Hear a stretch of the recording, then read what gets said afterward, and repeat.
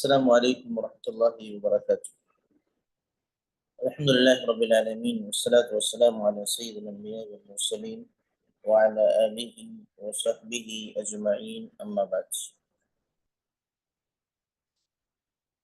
اللہ کے فضل و کرم، اس کے احسان، اس کی توفیق سے ایک مرتبہ پھر ہم اور آپ اللہ کے کلام کو پڑھنے، سمجھنے اور سمجھ کر کے اس پر عمل کرنے کے لیے اکٹھا ہوئے۔ رب العالمین ہم تمام کی اس کوشش کو قبول فرمائے اور ہمارے لیے ذخیر آخرت بنائے، آمین تقبل یا رب العالمین۔ آج کے درس میں قرآن مقدس کی صورت کو ہمیں پڑھنا سمجھنا ہے، وہ سورۃ الضحیٰ۔ سورۃ الضحیٰ ہے، اسی نام سے یہ سورت معروف ہے۔ اس سورت کی تلاوت تقریباً بہت زیادہ لوگوں کو کرتے ہیں، یہ سورت یاد رہتی ہے، لیکن معنی، مفاہیم اور اس کا جو پیغام اور نصیحتیں ہیں اکثر و بیشتر لوگوں کو اس کا علم نہیں، اس لیے ہمیں اس کا معنی و مفہوم سمجھنے کی کوشش کرنا چاہیے، تاکہ جب بھی اس کا ہم تلاوت کریں تو اس کی ایک لذت ہمیں ملے، کہ اس کا جب معنی ہم سمجھیں گے تو اس کا مفہوم بھی ادا کرتے وقت، قرآن کی تلاوت کرتے وقت ایک لذت ہمیں حاصل ہوگی۔ تو آئیے، سب سے پہلی چیز، یہ سورت جیسا کہ لکھ لیجیے، اس کا نام الضحیٰ، سورۃ الضحیٰ، اور اس سورت کا نزول مکہ المکرمہ میں ہوا، یعنی مکہ میں یہ سورت نازل ہوئی۔ اس کا شان نزول ہے، انشاءاللہ آگے اس کو پیش کیا جائے گا۔ اولاً اپنی ترتیب کے اعتبار سے سورت کی تلاوت، پھر جو اس کے الفاظ ہیں، اس کی میننگ و مفہوم کیا ہے وہ سمجھنے کی کوشش کریں گے، پھر تفسیر، اور ایسے ہی ہمارے لیے اس میں کیا نصیحت ہے، کیا پیغام ہے، وہ چیزیں ہم حاصل کرنے کی کوشش کریں گے انشاءاللہ العزیز۔ امید ہے کہ آپ تمام کے پاس مصحف موجود ہوگا اور نوٹس بکس بھی ہوں گی، تاکہ آپ اہم معلومات کو نوٹ کر سکیں۔ اعوذ باللہ من الشیطان الرجیم، بسم اللہ الرحمن الرحیم، والضحى واللیل اذا سجى ما ودعك ربك وما قلى وللآخرة خير لك من الأولى ولسوف يعطيك ربك فترضى ألم يجدك يتيما فآوى ووجدك ضالا فهدى ووجدك عائلا فأغنى فأما اليتيم فلا تقهر وأما السائل فلا تنهر وأما بنعمة ربك فحدث۔ بسم اللہ الرحمن الرحیم، والضحى والليل إذا سجى ما ودعك ربك وما قلى وللآخرة خير لك من الأولى ولسوف يعطيك ربك فترضى ألم يجدك يتيما فآوى ووجدك ضالا فهدى ووجدك عائلا فأغنى فأما اليتيم فلا تقهر وأما السائل فلا تنهر وأما بنعمة ربك فحدث. اس صورت میں جو الفاظ ہیں اس کی میننگ، اس کا مفہوم کیا ہے، آئیے ہم اس کو جاننے کی کوشش کرتے ہیں. سب سے پہلا لفظ ہے الضحیٰ، اس سے پہلے واو ہے، اور یہ کئی صورتوں میں آ چکا ہے. یہ واو یہاں قسم کے لیے، یعنی واو کے ذریعہ سے رب العالمین نے قسم کھائی ہے. عربی زبان میں جب قسم کھانا ہوتا ہے تو اس کا ایک طریقہ ہے کہ شروع میں واو قسمیہ لگاتے ہیں، جیسے واللہ وغیرہ آپ نے سنا ہوگا. تو شروع میں جو واو ہے وہ قسم کا واو. اس کے بعد الضحیٰ، ضحیٰ کا مطلب ہوتا ہے چاشت کا وقت.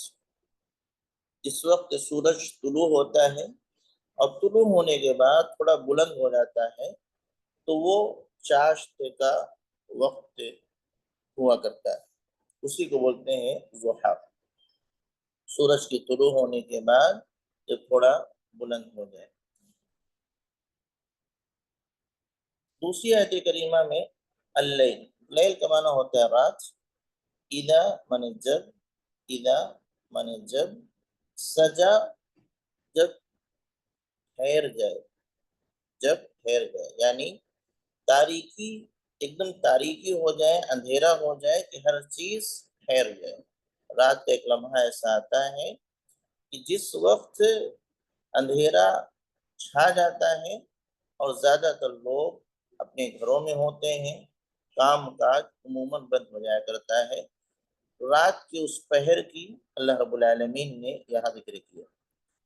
ما ودعک، ما ودعک، ودع، ما ودع اس نے چھوڑا نہیں ہے، کا آپ کو، ما ودعک اس نے آپ کو چھوڑا نہیں. وما قلا، وما قلا وہ آپ سے بیزار نہیں ہوا ہے، آپ سے نفرت نہیں کر رہا ہے. وما قلا اور وہ بیزار نہیں، آپ سے وہ نفرت نہیں کر رہا. وَلَلْآخِرَةُ خَيْرٌ لَكَ مِنَ الْأُولَى، آخرت کے بارے میں اس سے پہلے ذکر ہو چکا ہے کہ ایک تو دنیا کے مقابلے میں آخرت ہے، دوسرا کہ آج کے بعد جو کل آنے والا ہے اس کو بھی آخرت سے تعبیر کریں گے. ایک تو یہ دنیا کے مقابلے میں دوسری زندگی دنیا ہے جس کو ہم آخرت کہتے ہیں، اور لوگ اٹھائے جائیں، حساب و کتاب ہوگا، وہ آخرت ہے. اور دوسرا ہے کہ آج کے بعد جو کل یا بعد میں آنے والا ہے تو آج کے مقابلے میں اس کو آخرت کہا جاتا ہے. خیر مانے بہتر، اولا یعنی پہلا، ابھی، موجودہ. وَلَسَوْفَ کا معنی ہوتا ہے ان قریب، یعنی جلدی ہی. وَلَسَوْفَ تو لسوفہ کا معنی ہوتا ہے ان قریب، جلدی ہی. یعطی کا، یعطی وہ دے گا، کا آپ کو، یعطی کا وہ آپ کو دے گا. فترضا، فترضا کا معنی ہوتا ہے بس آپ راضی ہو جائیں گے. فترضا بس آپ راضی ہو جائیں گے. علم یجد کا، آج جو شروع میں لگا ہوا ہے وہ سوال کے لیے، اس کو ہم نے استفہامیہ کہتے ہیں، یعنی سوال کرنے والا ہمزہ. تو ہے لم یجد کا، علم یجد کا کیا اس نے آپ کو نہیں پایا. علم یجد کا کیا اس نے آپ کو نہیں پایا. یتیمن، یتیم. فآوا، فآوا کا مفہوم ہوتا ہے اس نے آپ کو پناہ دیا، اس نے پناہ دیا. فآوا بس اس نے پناہ دیا.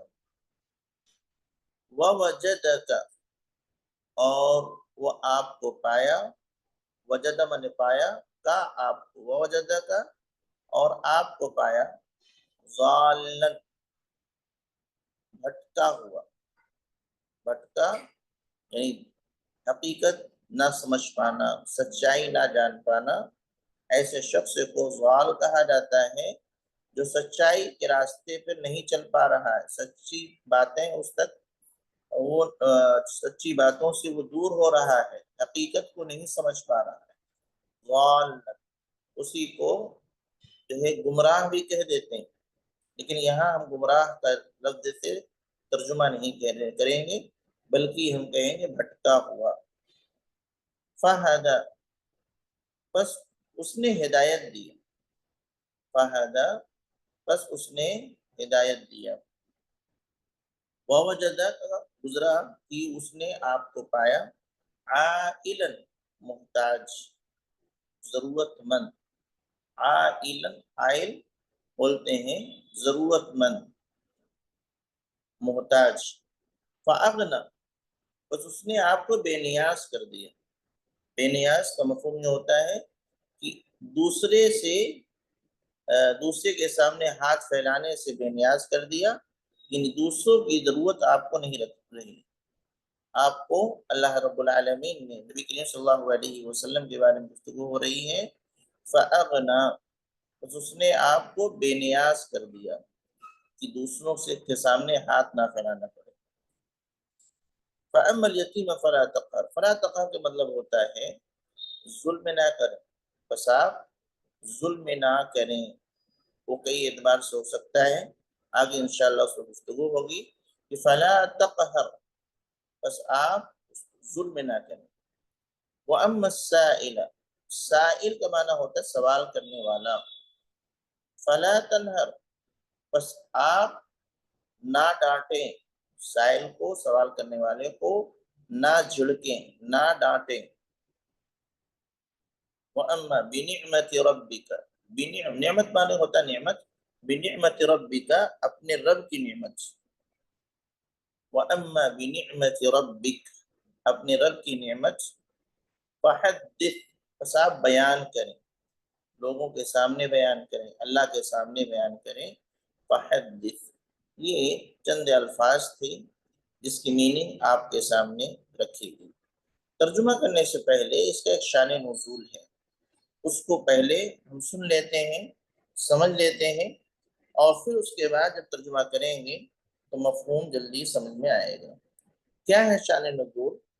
شان نزول یہ ہے، صحابی رسول جندب بن عبداللہ رضی اللہ تعالی عنہ سے روایت قال فرماتے ہیں، اشتکا رسول اللہ صلی اللہ علیہ وسلم فلم يقم لیلتین او ثلاثا، نبی کریم صلی اللہ علیہ وسلم کی طبیعت ناساز ہو گئی، آپ بیمار ہو گئے، تو آپ نے 2 رات یا 3 رات تک قیام نہیں کیا، یعنی جو قیام اللیل آپ کرتے تھے، قرآن کی تلاوت کیا کرتے تھے نماز کی حالت میں، تو طبیعت ناساز ہونے کی بنیاد پر آپ نے 2 دن یا 3 دن قیام اللیل نہیں کیا۔ فجاءته امرأة، ایک عورت آئی، فقالت، اور کہا، یا محمد صلی اللہ علیہ وسلم، انی لأرجو ان یکون شیطانک قد ترکاک، کہ مجھے لگتا ہے کہ تمہارے شیطان نے تم کو چھوڑ دیا ہے، نعوذ باللہ، تمہارے شیطان نے تم کو چھوڑ دیا ہے۔ لم ارہ قریبک منذ لیلتین او ثلاثا، کہ میں جو ہے 2 رات سے یا 3 رات سے میں نہیں دیکھتی کہ آپ اس کے قریب ہوتے ہیں۔ فانزل اللہ عز وجل، تو اللہ رب العالمین نے یہ صورت نازل فرمائی، والضحا واللیل اذا سجا ما ودعك ربك وما قلى، یہ صورت نازل فرمائی۔ تو یہاں پر شان نزول سے بات سمجھ میں آئی کہ اس صورت کو جو نازل کیا رب العالمین نے، ایک خاص پس منظر تھا کہ نبی کریم صلی اللہ علیہ وسلم کی طبیعت جب ناساز ہوئی تو 3 دن تک آپ نے قیام اللیل نہ کیا، تو پڑوسیوں میں سے کوئی عورت آ کر کے آپ کو چڑھا رہی تھی، طنز کر رہی تھی کہ کیا مجھے لگتا ہے کہ تمہارے شیطان نے تم کو چھوڑ دیا ہے، نعوذ باللہ، یعنی اللہ کو وہ شیطان کہہ رہی ہے۔ اس سے نبی کریم صلی اللہ علیہ وسلم کو بہت تکلیف پہنچی کہ لوگ اس طریقے سے مجھ تک میرا مذاق اڑاتے تھے، مجھ پر طنز کیا کرتے تھے، اور اب اللہ رب العالمین پر بھی طنز کرنے لگے، اور پھر اس تعلق کے ذریعہ سے کہ میرا اور جو میرے رب کے درمیان ہے اس کا مذاق اڑا رہے ہیں۔ تو اللہ رب العالمین نے پیارے نبی صلی اللہ علیہ وسلم کی حوصلہ افزائی کے لیے اور مشرکین کو جواب دینے کے لیے اس صورت کو نازل فرمایا۔ چونکہ اس نے کہا تھا کہ لگتا ہے تمہارے شیطان نے نعوذ باللہ تم کو چھوڑ دیا ہے۔ اللہ دیکھیں کس طریقے سے جو ہے اس کا جواب دیتا ہے۔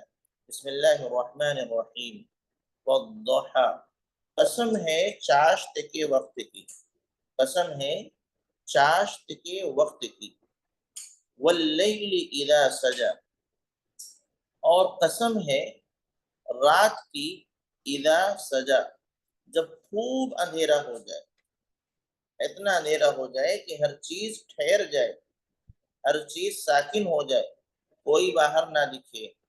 واللیل اذا سجا، قسم ہے رات کی جب خوب تاریک ہو جائے، خوب اندھیرا ہو جائے۔ یہ دو قسمیں کھانے کے بعد پہلی قسم والضحی، قسم ہے چاشت کے وقت کی، اور دوسرا قسم ہے رات کی جب خوب تاریک ہو جائے، خوب اندھیرا ہو جائے۔ دو قسمیں کھانے کے بعد اللہ فرماتا ہے ما ودعک ربک، کہ آپ کے رب نے آپ کو چھوڑا نہیں۔ ما ودعک، ما ودعک ربک، آپ کے رب نے آپ کو چھوڑا نہیں۔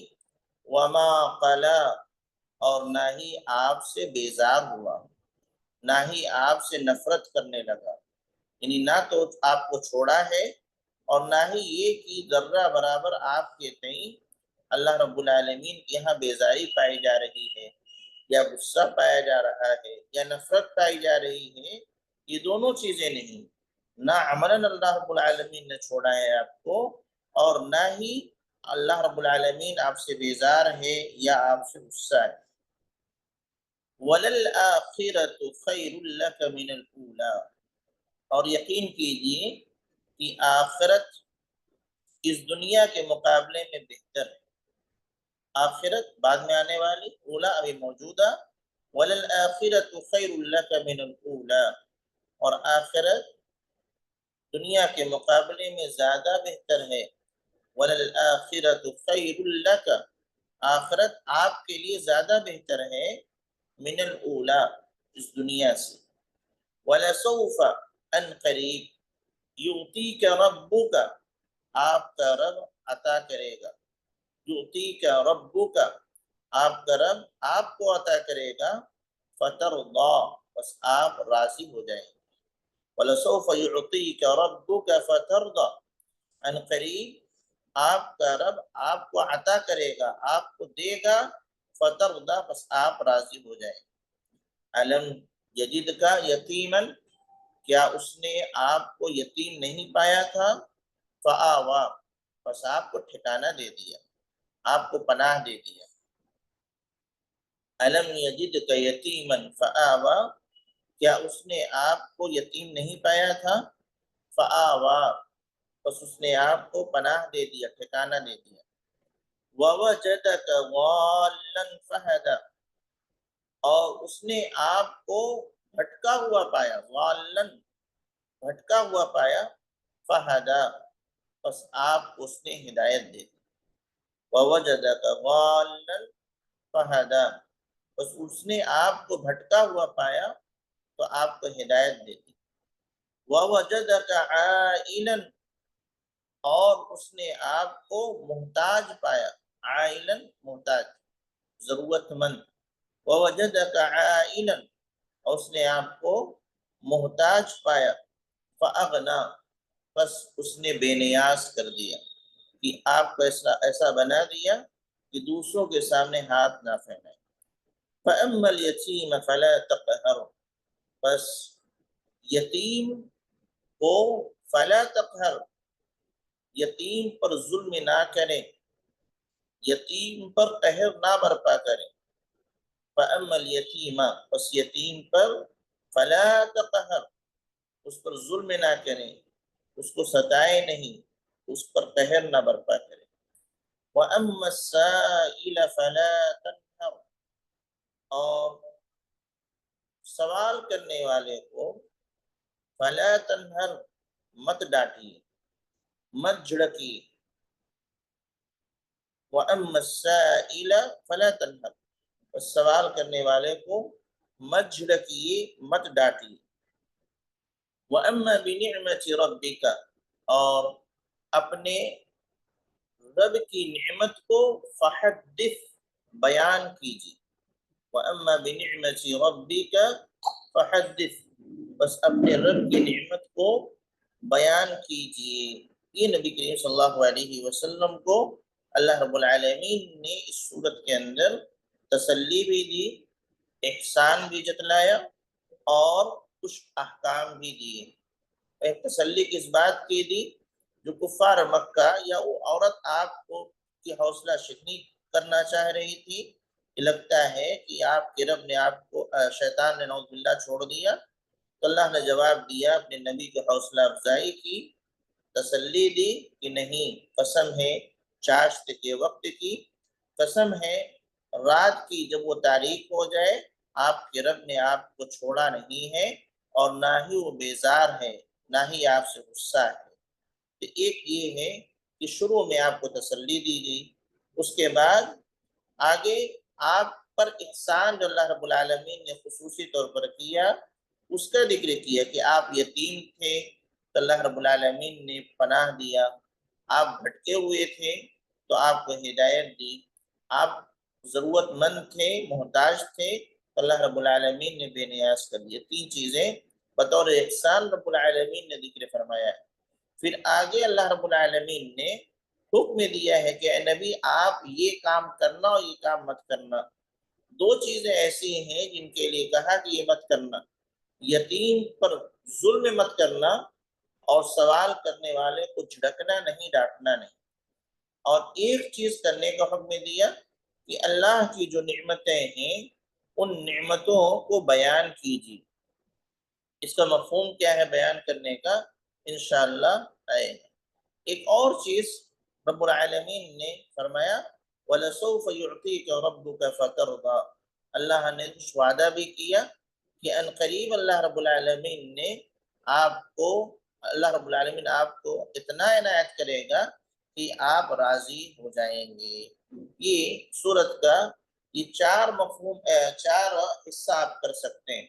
پہلے حصے میں آپ کو تسلی دی گئی، دوسرے حصے نے آپ سے وعدہ کیا گیا کہ آپ کو نوازا جائے گا، اور تیسرے حصے میں اللہ رب العالمین نے اپنے چند احسانات کو گنایا، اور چوتھے حصے میں کچھ حکم دیا کہ یہ کرنا ہے اور یہ نہیں کرنا ہے۔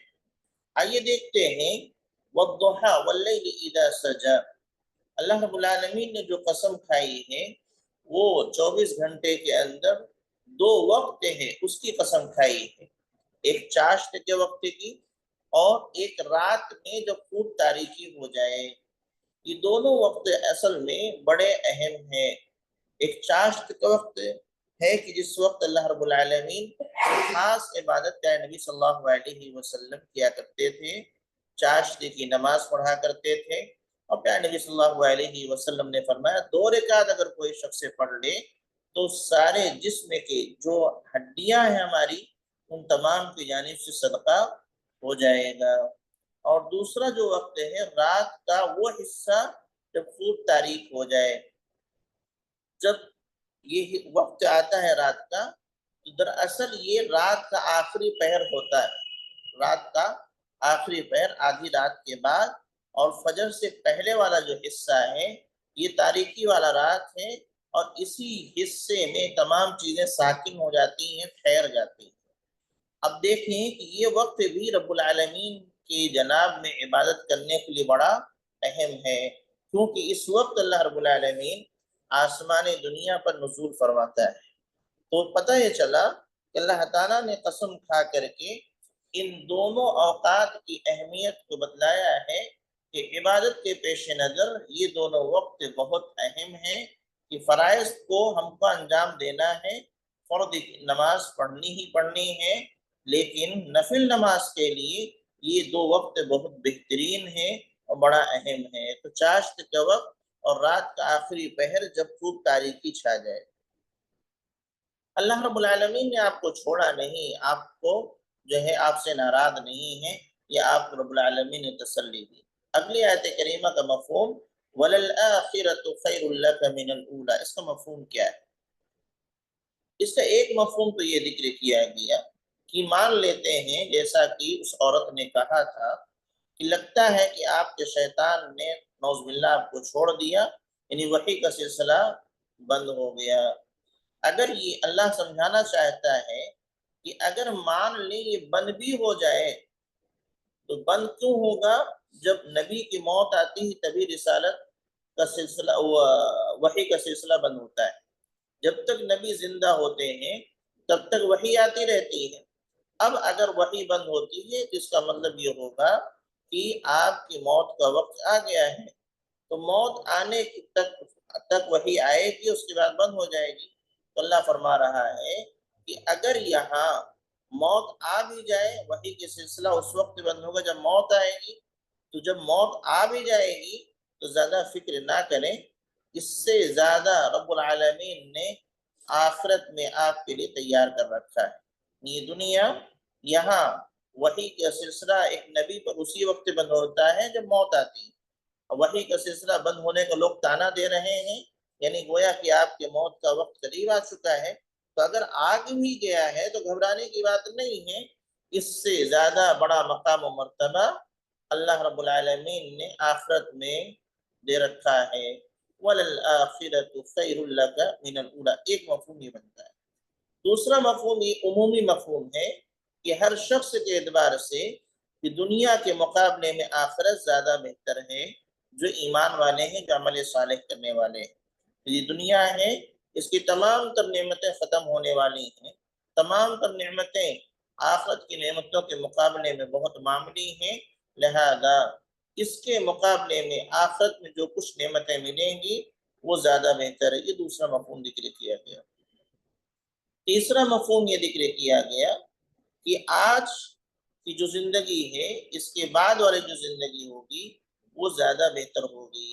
مکہ کی زندگی نبی کریم صلی اللہ علیہ وسلم اور صحابہ کرام کے لیے بہت دشوار کن تھی، بہت مصیبت و پریشانی والی تھی، لیکن اس کے بعد کی جو زندگی ہے، جب خصوصاً جب مدینہ منورہ پہنچے اور پھر اس کے بعد فتوحات کا سلسلہ شروع ہوا، لوگ جوگ در جوگ، جماعت در جماعت اسلام قبول کرنے لگے، تو پھر مسلمانوں کے لیے آسائش اور آرام کا موقع ملا۔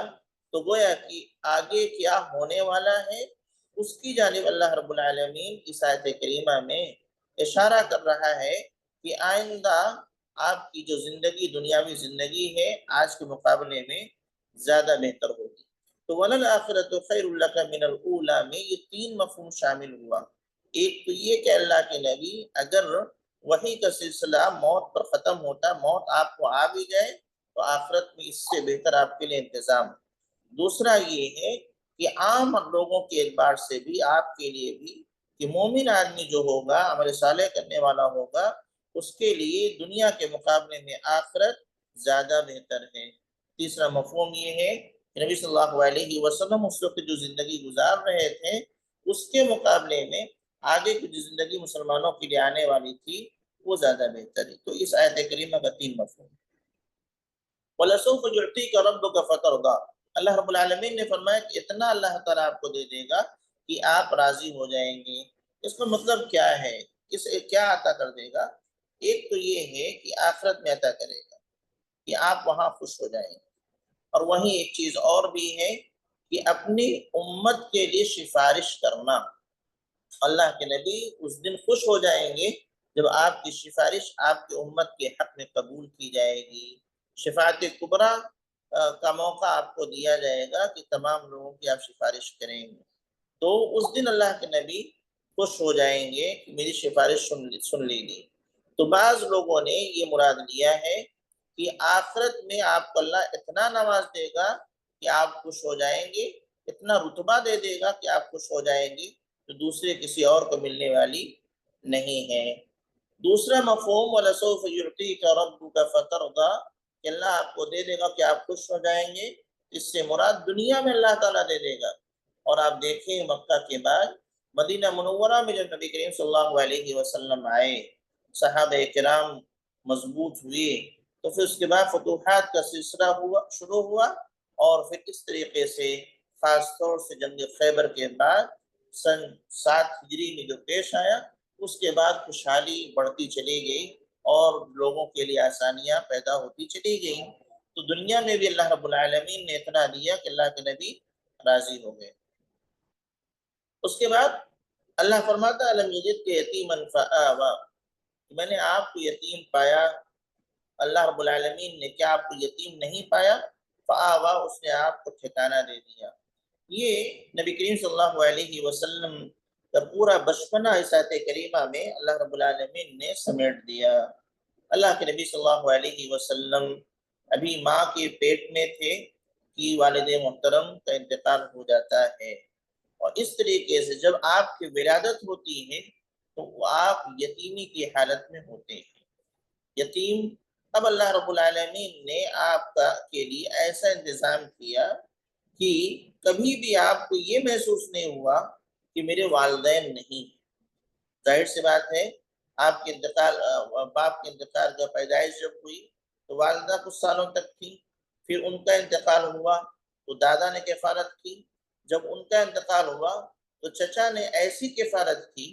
کفر پر رہتے ہوئے ابو طالب نے نبی کریم صلی اللہ علیہ وسلم کو اپنی اولاد سے زیادہ حفاظت کا معاملہ کیا، ان کی مدد کی، اور دشمنوں کے مقابلے میں اس بڑھاپے میں بھی اپنے بھتیجے کے لیے کھڑے رہے۔ تو نبی کریم صلی اللہ علیہ وسلم کے لیے یتیم ضرور تھے، لیکن اللہ رب العالمین نے ٹھکانہ اس طریقے سے آپ کو دیا کہ یتیمی کا احساس نہیں ہونے پایا، اتنا لوگوں نے توجہ دی۔ پھر فرمایا وجدک ضالا فہدی، اللہ نے آپ کو بھٹکا ہوا پایا بس ہدایت دے دی۔ کیا مطلب ہوتا ہے بھٹکا ہوا؟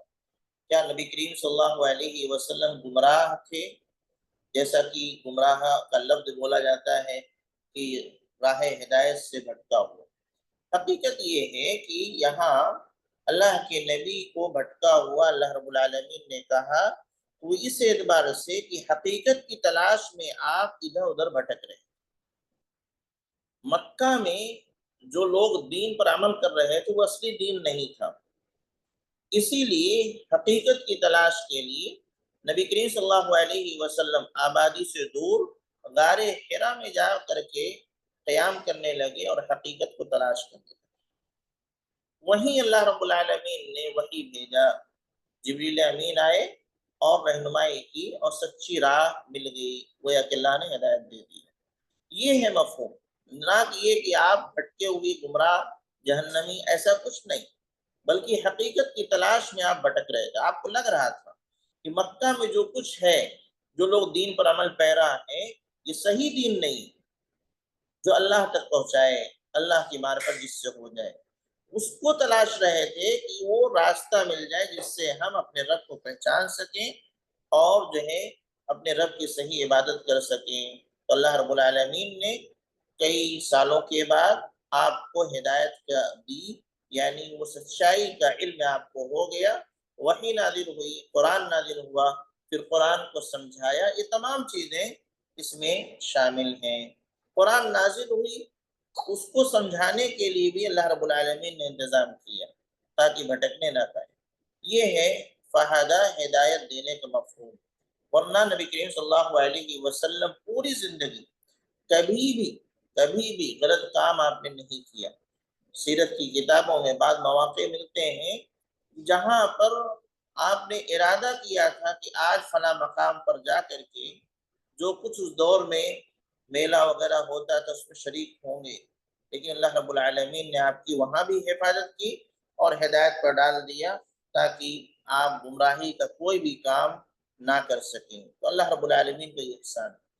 وَوَجَدَكَ عَائِلًا فَأَغْنَىٰ، اللہ نے آپ کو محتاج پایا تو بے نیاز کر دیا۔ آئلن کیا نبی کریم صلی اللہ علیہ وسلم محتاج تھے؟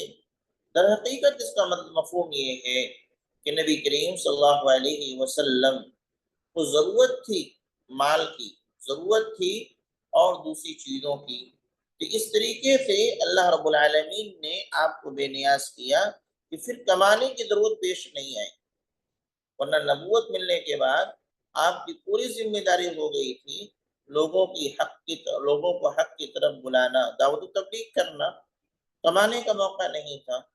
لیکن اللہ رب العالمین نے انتظام کیا۔ اما خدیجہ جن سے آپ کا نکاح ہو چکا تھا، وہ مکمل طور سے آپ کے ساتھ کھڑی ہو گئی پورے مال کے ساتھ، بہت مالدار خاتون تھی، اور انہوں نے اپنا پورا مال نبی کریم صلی اللہ علیہ وسلم کی ضروریات میں صرف کر دیا۔ نبی بننے کے بعد آپ کو کبھی کمانے کی ضرورت پیش نہیں آئی، پورے گھر کا خرچ اما خدیجہ رضی اللہ تعالی عنہ خود سنبھال نہیں تھی۔ فاغنا یہ ہے بے نیاز کرنا، کہ بے نیاز کرنا۔ دوسرا ایک یہ ہے کہ دل میں وہ لالچ، وہ تڑپ، وہ چاہت مال کی جو رہتی ہے، اللہ رب العالمین نے اس کو ختم کر دیا۔ اللہ کے نبی صلی اللہ علیہ وسلم کی حدیث مبارکہ ہے، غنن اصلی ہے، ان الغنا غنى النفس، یا اس طرح کی کما قال نبی صلی اللہ علیہ وسلم کی حقیقی بے نیازی تو دل کی بے نیازی۔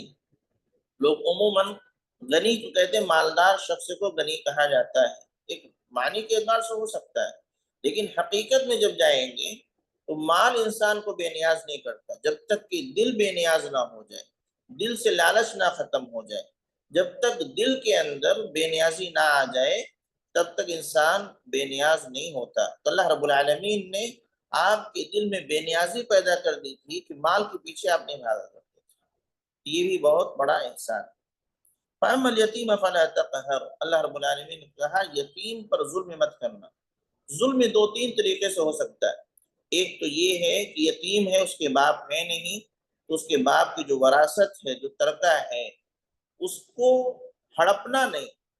بہت سارے لوگ ہوتے ہیں کہ یتیم کی جو وراثت ہے اس کو ہڑپ لیتے ہیں، کیونکہ ابھی بچہ ہے اور اپنی جائیداد کو سنبھال نہیں سکتا، اس اپنے باپ کے کاروبار کو نہیں سنبھال سکتا، تو دوسرے لوگ جو اس کی معاونت کے لیے، اس کے تعاون کے لیے، اس کے سرپرستی کے لیے سامنے آتے ہیں، اللہ نہ کرے تو اس طریقے کرتے ہیں کہ اس کی جائیداد، اس کے کاروبار کو ہڑپ لیتے ہیں، اتنا ہی دیتے ہیں جتنا اس کا کام چل جائے۔ فلا تقہر، اللہ فرماتا ہے ایسا مت کرنا۔ دوسرا مفہوم، اپنی زبان کے ذریعہ سے، مار پیٹ کے ذریعہ سے ان پر ظلم مت کرنا۔ وہ یتیم ہیں، وہ اپنے باپ سے محروم ہو چکے ہیں، تو یتیموں کا خصوصی خیال رکھنے کا اللہ کے نبی نے حکم دیا، اللہ کے نبی کو اللہ تعالیٰ نے حکم دیا۔ جب نبی کو یہ حکم ملا ہے تو ہمیں اور آپ کو بدرجہ اولا یہ حکم ہے کہ یتیم کے ساتھ ظلم نہ کریں۔ وَأَمَّا السَّائِلَ فَلَا تَنْهَرْ، سوال کرنے والے کو مت ڈانٹیے۔ کیا مطلب ہے سوال کرنے کا؟ یہاں دو مفہوم ہے۔ ایک ہوتا ہے سائل العلم، علم کا سوال کرنے والا، علم کے بارے میں پوچھنے والا، معلومات چاہتا ہے، سوال کر رہا ہے، کوئی مسئلہ اس کو درپیش ہے، اس کو علم چاہیے، تو اگر کوئی سوال کرنے آتا ہے تو اس کو جھڑکنا نہیں، اس کو ڈانٹ کے بھگانا نہیں۔ آج دیکھیں کتنے لوگ ایسے ہیں، فلاں مسجد اس طریقے کا رہتا ہے کہ وہاں سوال کرنے کی اجازت نہیں۔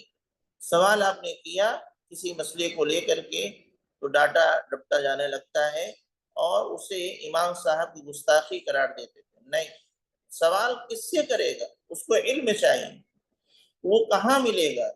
علماء سے ملے گا۔ علماء ہی ڈانٹنے لگے تو پھر وہ کہاں جائے گا؟ تو وہ کوئی سائل اگر علم کا سوال کر رہا ہے تو اس کو جھڑکنا نہیں، نرمی سے اس کے سوالوں کو سنا جائے، جواب ہے تو دیا جائے، نہیں ہے تو معلوم کر کے دیا جائے، نہیں ہے تو بالکل نہ دیا جائے، خاموش رہیں، لیکن پوچھنے والے کو ڈانٹ کر کے اس کے حوصلہ کو پست نہ کیا جائے۔ تو ایک مفہوم سائل کا یہاں ہے کہ علم سے متعلق سوال کرنے والے کو ڈانٹا نہ جائے۔ دوسرا مفہوم سائل المال ہے، مال کا سوال کرنے والا، جو لوگ آتے رہتے سوال کرنے والے، مانگنے والے، تو ان کو بھی نہ ڈانٹا جائے۔ اگر آپ کو دینا ہے دے دیجیے، نہیں دینا ہے مت دیجیے، یا آپ دیکھ رہے ہیں کہ وہ ضرورت مند نہیں ہے، نہیں دینا چاہتے، تو آپ دعا دے کر کے اس کو رخصت کر دیجیے، سمجھا کے رخصت کر دیجیے، لیکن ڈانٹیے نہیں۔ وہ کون ہے، کیسا ہے، اللہ اعلم، ہمیں نہیں پتا۔ کبھی کبھی ہم نے کچھ اندازہ لگایا لیکن معاملہ اس کے الٹ بھی نکلتا ہے، تو ایسی صورت میں ہمیں حکم یہ ہے کہ ہمیں ڈانٹنا نہیں ہے، بس دینا ہے تو دے دیں، ورنہ دعا دے کے رخصت کر دیں، یا سمجھا کے رخصت کر دیں، یا خاموشی کے ساتھ گزر جائیں۔ اللہ رب العالمین آخر میں فرماتا ہے وَأَمَّا بِنِعْمَةِ رَبِّكَ فَحَدِّثْ، اے نبی اپنے رب کی نعمت کو بیان کریں۔ کیا مطلب ہے؟ اللہ کی جو نعمتیں آپ کو ملی ہیں اس پر اللہ کا شکر ادا کریں، لوگوں کو بھی اس کی تلقین کریں کہ میرے رب کی جانب سے یہ چیز ہم کو ملی ہے، لہذا ہمیں اس پر اللہ کا شکر ادا کرنا چاہیے۔ یہ ہے اس صورت کا معنی و مفہوم اور مختصر سی تفسیر۔ اس صورت سے ہمیں کیا پیغام ملتا ہے، چند باتیں ہم دیکھ لیتے ہیں۔ سب سے پہلی بات یہ کہ نبی کریم صلی اللہ علیہ وسلم کا مقام و مرتبہ، کہ جیسے ہی ایک کافرہ عورت نے نبی پر طنز کیا کہ لگتا ہے تمہارے رب نے تم کو چھوڑ دیا، اللہ نے فوراً آیت کریمہ نازل فرما کے یاد دلا کہ نہیں، اللہ نے آپ کو چھوڑا نہیں ہے اور آپ سے ناراض بھی نہیں۔ تو اللہ جس کو نہ چھوڑے وہ بڑا مقام و مرتبہ کا حامل ہوتا ہے، اور باقاعدہ اظہار کر دیا جائے کہ آپ کے رب نے آپ کو چھوڑا نہیں، تو یہ بہت بڑی چیز ہے۔ دوسرا پیغام یہ ہے وَلَلْآخِرَةُ خَيْرٌ لَكَ مِنَ الْأُولَىٰ سے، کہ لوگوں دنیا سب کچھ نہیں ہے، یہ چند روزہ ہے، اصل آخرت ہے، یہاں کے مقابلے میں وہ بہتر ہے، اس کی ہمیں فکر کرنا چاہیے۔ اسی طریقے سے یتیموں کے ساتھ ہمارا حسن سلوک ہمارا سلوک بہتر ہونا چاہیے، ان کے ساتھ حسن سلوک کا معاملہ ہونا چاہیے۔ ان کے والدین نہیں ہیں، ان کے والد نہیں ہیں، تو ہم نرمی کا مظاہرہ کریں۔ کیوں؟ ممکن ہے بعض ایسی چیزیں جو ہمارے سامنے نہیں اور وہ بچہ جھیل رہا، تو ہمیں نرمی کے ساتھ اس کے ساتھ برتاؤ کرنا چاہیے، اور اس کے حقوق کا خیال رکھنا چاہیے، چاہے وہ مالی حقوق ہوں یا اس کے علاوہ دیگر حقوق ہوں، اس کا خیال رکھیں۔ یتیم کا رتبہ اتنا بڑا ہے، یتیم کی کفالت کرنے والے کا رتبہ اتنا بڑا ہے کہ پیارے نبی صلی اللہ علیہ وسلم نے فرمایا انا وکافر الیتیم، میں اور یتیم کی کفالت کرنے والا جنت میں ایسے ہوں کہاتین، اللہ کے نبی نے دونوں انگلیاں ایک ساتھ ملا کے دکھایا کہ اتنے قریب ہوں گے۔ تو یہ عمل یتیم کی کفالت کرنا، یہ اللہ رب العالمین کے یہاں یعنی جنت میں نبی کی قربت کا ذریعہ بننے والا ہے۔ چوتھی چیز سوال کرنا ایک اچھی چیز، سوال کرنا یہ ایک اچھی چیز ہے۔ اللہ کے نبی صلی اللہ علیہ وسلم نے فرمایا کہ شفاء الغی السؤال، کہ جہالت کا علاج جو ہے وہ سوال کرنا ہے، یعنی معلومات نہیں ہے تو اس کا صحیح علاج یہ ہے کہ ہم سوال کرنے کی عادت ڈالیں، تو سوال کریں گے تو معلومات ملے گی۔ اسی طریقے سے دوسرا اس آیت کریمہ کے پیغام ہے کہ سوال کرنے والے کو جھڑکنا نہیں چاہیے، جواب ہوتے دیں ورنہ نہیں۔ علم کا سوال کرنا یہ مطلوب ہے، لیکن مال کا سوال کرنا یہ بہت مجبوری کی حالت میں اللہ نے اجازت دی ہے، ورنہ مال کا سوال کرنا بعض حالات میں بہت شدید وعید اس کی آئی ہے کہ قیامت کے دن ایسے شخص کے چہرے پر گوشت نہیں ہوں گے، لوگ پہچان لیں گے بلا وجہ یہ دنیا میں لوگوں سے سوال کیا کرتا تھا۔ آخری پیغام یہ ہے کہ ہدایت دینا، بے نیازی دینا، کسی کو ٹھکانہ دینا، یہ اللہ کے اختیار میں ہے، کسی اور کے اختیار میں نہیں۔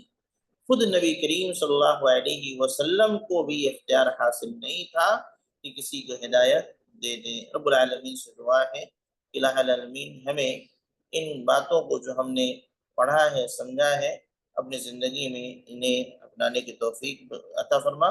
اور مزید ہمیں قرآن کریم کو سمجھنے والا اور سمجھ کر کے اس پر عمل کرنے والا بنائے. آمین تقبل رب العالمین. السلام علیکم ورحمۃ اللہ وبرکاتہ.